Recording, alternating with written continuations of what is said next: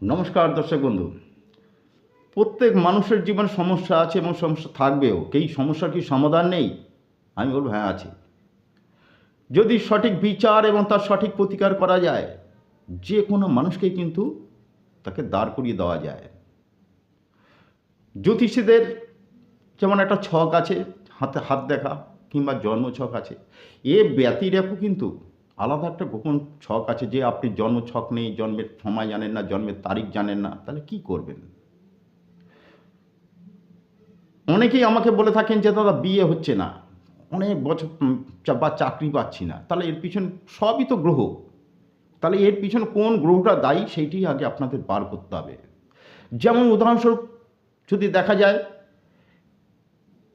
যে ঋণের জালে কেউ জড়িয়ে যাচ্ছে, জানেন মঙ্গল এর জন্য দায়ী। তার মঙ্গলের প্রতিকার যদি আমরা করতে পারি, এ থেকে বেরিয়ে আসতে পারি। নমস্কার।